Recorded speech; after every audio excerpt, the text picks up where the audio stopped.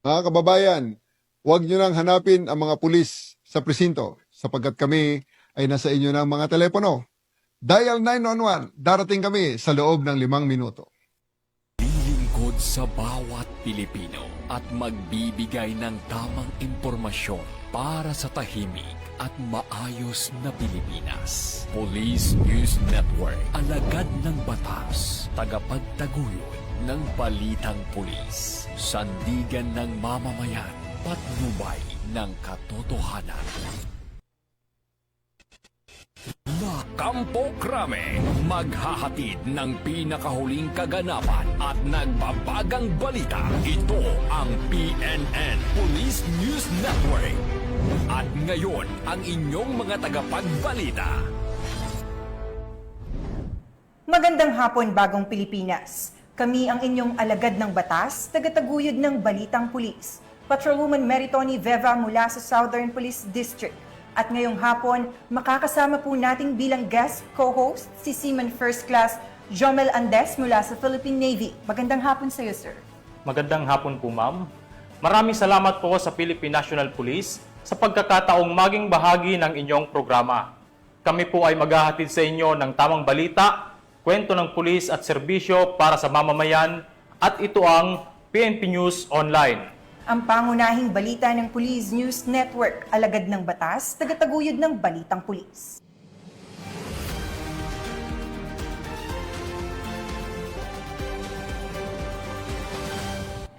Narito ang mga balitang dapat niyong abangan. 6 na individual na sangkot sa iligal na droga, kalaboso sa lalawigan ng Sulu. Lalaking may kasong 25 bilang ng sexual assault, arestado sa Davao del Norte. At most wanted person sa kasong rape, huli na ng Bulacan PNP.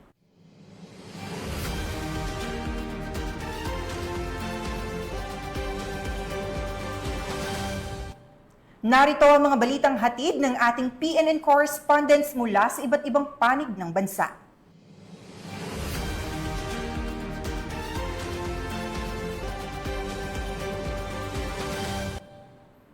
Simulan natin ang balita mula sa bahagi ng Luzon.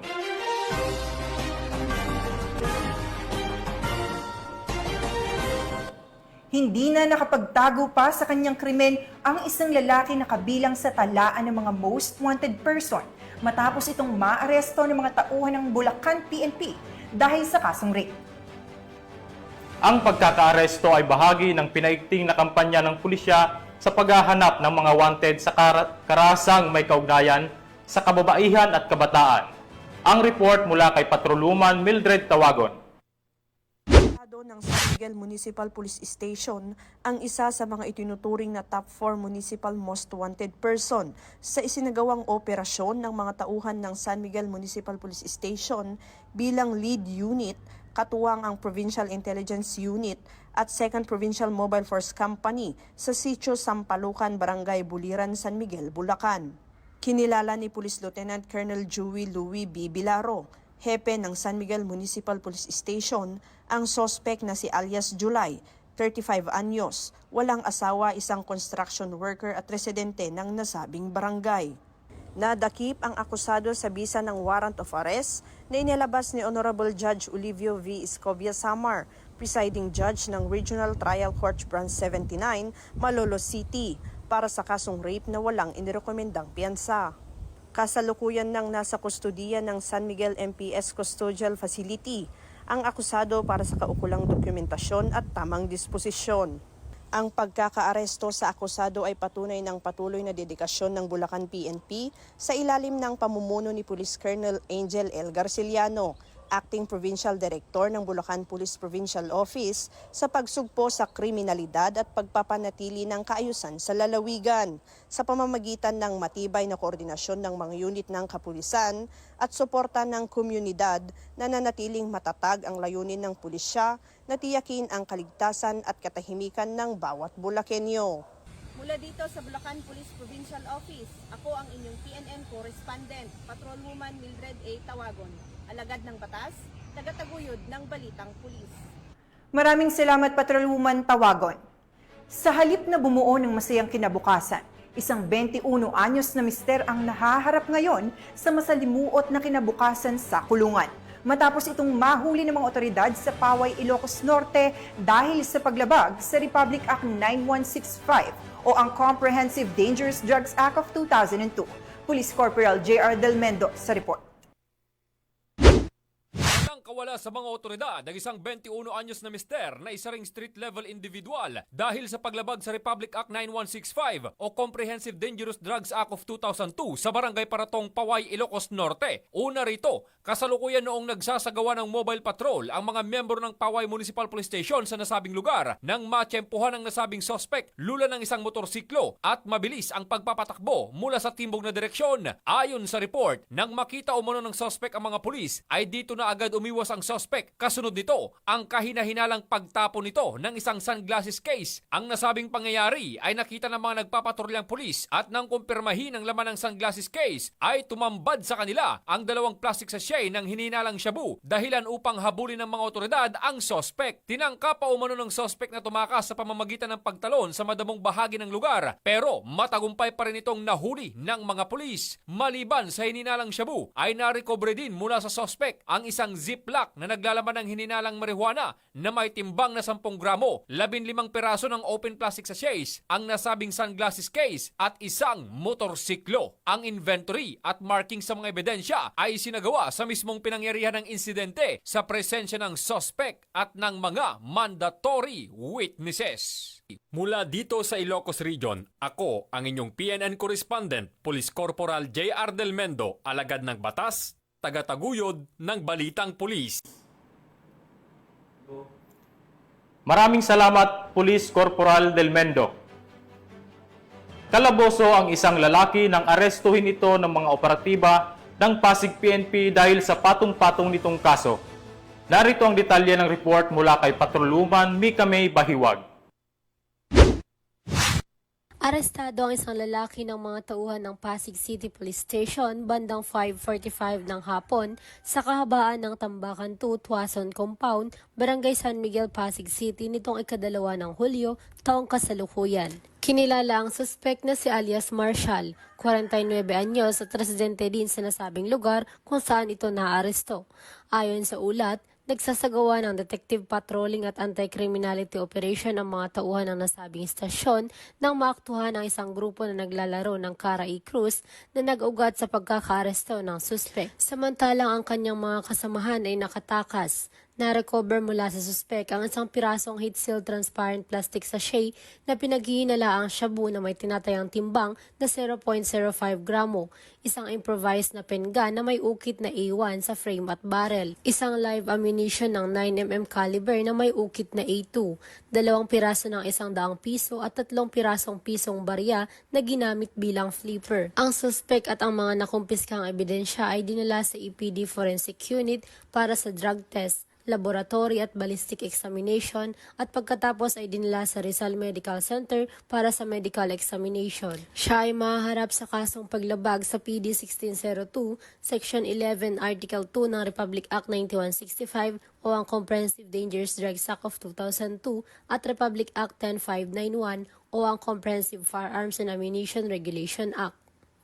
Mula dito sa Camp Bagong Diwa, Bikutan, Taguig City, ako ang inyong PNN correspondent, Patrolwoman Mika May Bahiwag, alagad ng batas, tagataguyod ng Balitang Pulis. Maraming salamat, Patrolwoman Bahiwag. Tunghayan naman natin ang mga balita mula sa Visayas.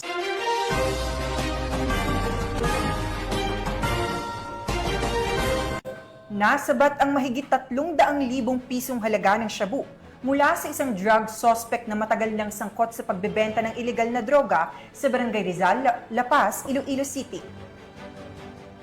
Sa bisa ng isang buy-bust operation na isinagawa ng kapulisan, nasabat mula sa suspect ang mahigit 300,000 pisong halaga ng hinihinalang shabu. Magbabalita dyan si Patrolwoman Lynette Sablon. Nasabat ng mga operatiba ng Iloilo City Drug Enforcement Unit ang tinatayang 376,000 pesos na halaga ng hinihinalang shabu sa isang matagumpay na buy-bust operation sa Barangay Rizal, La Paz, Iloilo City nito lamang ika-6 ng Hulyo taong kasalukuyan. Matagumpay na naaresto ng mga tauhan ng CDEU sa pangunguna ni Police Captain Ryan Christ Inot, Officer in Charge, ang suspect na si alias Angelino, 32 anyos at residente ng nasabing lugar. Nakumpiska mula sa suspect ang humigit kumulang 52 gramo ng hinihinalang shabu na tinatayang nagkakahalaga ng 376,000 pesos. Maliban sa iligal na droga, nakuha rin mula sa arestado ang buy-bust money at cellphone na posibleng ginagamit sa transaksyon. Dagdag pa ni Police Captain Inot na 1 linggong masusing surveillance ang isinagawa sa suspect. Ang matagumpay na operasyon ay resulta ng ulat at pagkikipagtulungan ng mga opisyal ng barangay sa kapulisan. Inilantad sa investigasyon na matagal nang sangkot ang suspect sa pagbibenta ng iligal na droga sa lugar. Kasalukuyang nakadetain ang suspect sa impilan ng pulisya para sa dokumentasyon at nakatakdang sampahan ng kasong paglabag sa Republic Act 9165 o ang Comprehensive Dangerous Drugs Act of 2002. Ang pagkakahuli kay alias Angelino ay isa sa mga anti-drug operations sa lungsod na matagumpay na naisagawa ng mga kapulisan ng Iloilo City. Ayon sa CDEU, patuloy ang kanilang koordinasyon sa iba't ibang barangay upang matiyak ang kaligtasan ng mga mamamayan laban sa banta ng kriminalidad at kalakalan ng ipinagbabawal na droga. Ang matagumpay na operasyon na ito ay simbolo ng mas pinaigting na kampanya ng PNP laban sa iligal na droga sa ilalim ng pamumuno ni Chief PNP Police General Nicolas D. Torre III sa kanyang direksyon. Mas naging aktibo at disiplinado ang hanay ng kapulisan sa pagpapanatili ng kaayusan sa bawat komunidad dahil sa bagong Pilipinas ang gusto ng pulis, ligtas ka. Mula dito sa Police Regional Office 6, ako ang inyong Police News Network Correspondent, Patrolwoman Jolibel Alvior, alagad ng batas, tagataguyod ng balitang pulis. Maraming salamat, Patrolwoman Sablon. Himas rehas ang isang tindero na nakadalang top 5 most wanted person matapos mahuli ng Cebu City PNP sa kasong paglabag sa Republic Act 9165 o ang Comprehensive Dangerous Drugs Act of 2002. Ngayon ang report ni Patrolwoman Judith Nicanor. Sinulungan ang bagsak ng isang vendor na top 5 most wanted person sa kasong paglabag sa Republic Act 9165 o Comprehensive Dangerous Drugs Act of 2002 matapos maaresto ng mga kapulisan ng Cebu City sa Sitio Ermita, proper Barangay Ermita, Cebu City nito lamang nakaraan. Kinilala ni Police Major Tom Ed Lacabat Taghoy II, Station Commander ng Police Station 5, Cebu City Police Office, ang vendor na suspect na si Roger, 52 anyos na residente ng nabanggit na lugar. Ayon sa ulat ng pulisya, bandang alas 10:03 ng umaga nang maaresto ang suspect sa bisa ng warrant of arrest para sa kasong paglabag sa Section 7, Article 2 ng Republic Act 9165 o Comprehensive Dangerous Drugs Act of 2002 na inisyu ni Presiding Judge Pamela Altar Baring, Regional Trial Court, Branch 21, 7th Judicial Region, Cebu City. Samantala, kasalukuyan na sa kustodiya ng Police Station 5 ang suspect para sa dokumentasyon at tamang disposisyon. Ang kapulisan ng Cebu City ay patuloy sa pagpapatupad ng kanilang sinumpaang tungkulin kontra anumang uri ng kriminalidad upang magkaroon ng maunlad na bansa para sa sambayan ng Pilipino tungo sa isang bagong Pilipinas. Mula dito sa Cebu City, ako ang inyong PNN Correspondent, Patrolwoman Judith Nicanor, alagad ng batas, tagataguyod ng balitang pulis. Maraming salamat, Patrolwoman Nicanor. Narito naman ang mga balita mula sa bahagi ng Mindanao.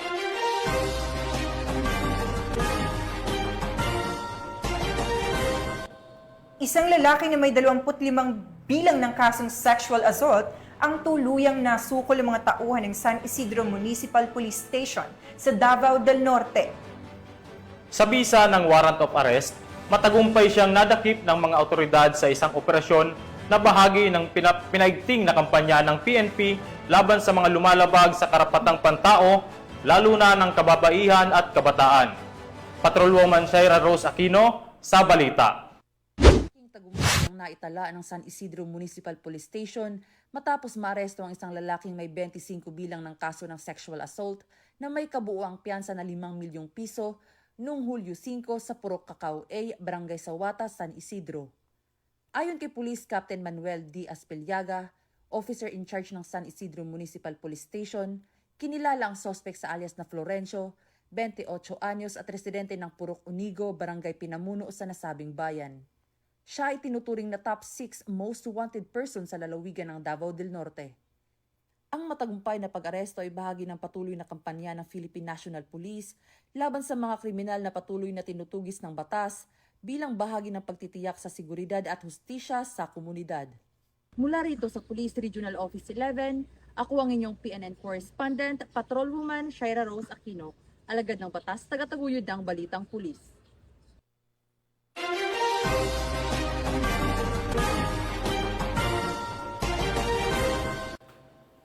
Nagwakas ang kalayaan ng 6 na individual matapos maaresto sa matagumpay na anti-illegal drug operation ng mga tauhan ng Philippine National Police at Philippine Drug Enforcement Agency sa lalawigan ng Sulu. Nakatutok dyan sa Patrolwoman Judy Ann Alibo. Tagumpay na ginagawa ng PNP PIDEA ang isang buy-bust operation na nagresulta sa pagkakakumpiska ng 136,000 pesos halaga ng hinihinalang shabu at naaresto ang 6 na individual sa Barangay Bato-Bato, Indanan, Sulu nitong ika-4 ng Hulyo taong kasalukuyan. Kinilala ni Gil Cesario Castro, Regional Director ng PIDEA BARM, ang arestado na sina alias AI, 32 na magsasaka, Ki 19 anyos estudyante, John 39 tricycle driver, Dars 40 tricycle driver, Ben 52 magsasaka, Linha 35 laborer na pare-parehong residente ng nasabing lugar. Nasamsam sa mga naarestong sospek ang tinatayang 20 gramo ng hinihinalang shabu na may halagang 136,000 pesos. Na-recover din ang ilang drug paraphernalia, isang cellphone at mark money na ginamit sa operasyon. Maharap ang mga sospek sa kasong paglabag sa Republic Act 9165 o ang Comprehensive Dangerous Drugs Act of 2002. Ang matagumpay na operasyon na ito ay bahagi ng pinaigting na kampanya ng pamahalaan laban sa iligal na droga upang masiguro ang kaligtasan at kapayapaan sa mga komunidad ng Sulu. Mula rito sa riyon ng Bangsamoro, ako ang inyong PNN correspondent, Patrolwoman Judy Ann Alibo, alagad ng batas, tagataguyod ng Balitang Pulis. Maraming salamat, Patrolwoman Alibo. Timbog ang isang enterong sospek sa kalakaran ng illegal na droga nang huli ito ng mga operatiba ng Osami City Police Station matapos magpositibo ang bypass operation sa barangay Timaluna, Osami City. Nakibalita diyan si Patrolwoman Danessa Verdos.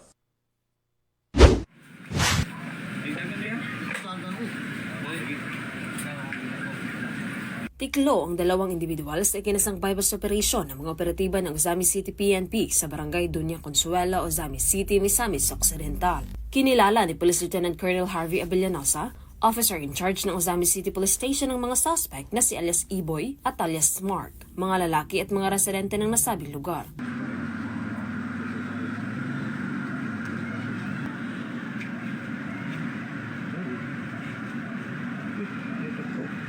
Sa ikinasang drug buy-bust operation ng mga operatiba ng Osami City Police Station ay nasamsam ang mga pakete ng hinihinalang shabu at isang 500 peso bill na ginamit bilang buy-bust money at iba pang mga non-drug items.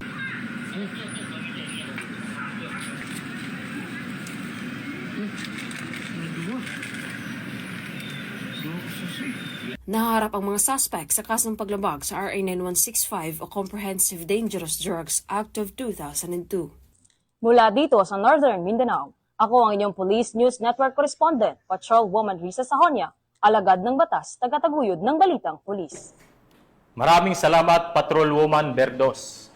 At yan ang mga balitang nakalap ng ating PNN correspondents mula Luzon, Visayas at Mindanao.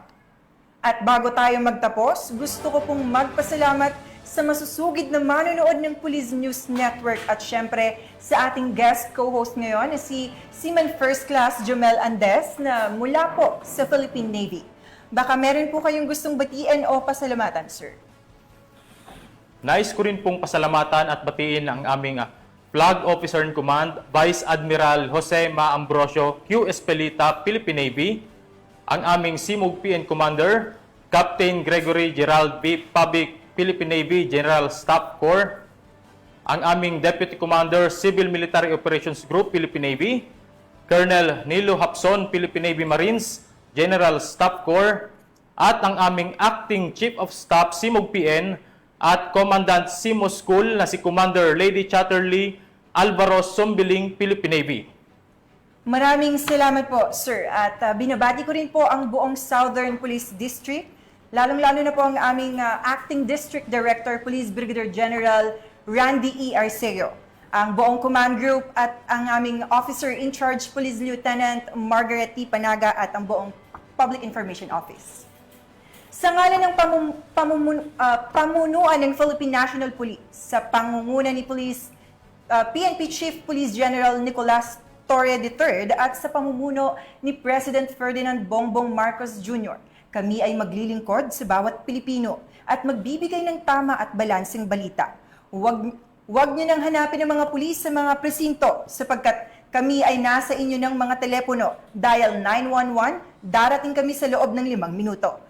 Dahil sa bagong Pilipinas, ang gusto ng pulis, ligtas ka. Mula rito sa tanggapan ng tagapag-ugnay ng pambansang pulisya, kami ang inyong alagad ng batas, tagapagtaguyod ng balitang pulis. Patrolwoman Meritoni Veva mula sa Southern Police District. At Seaman First Class Journalist Jumeli Mendez mula sa Philippine Navy, maghahatid ng tamang balita, kwento ng pulis at serbisyo para sa mamamayan, at ito ang PNP News Online. Ang pangunahing balita ng Police News Network.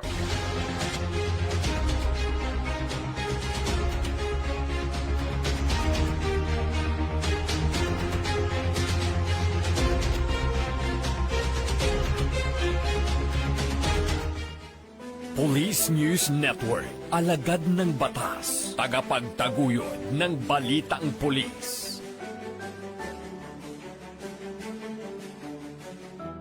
Mga kababayan, huwag nyo nang hanapin ang mga pulis sa presinto sapagkat kami ay nasa inyo ng mga telepono. Dial 911, darating kami sa loob ng 5 minuto.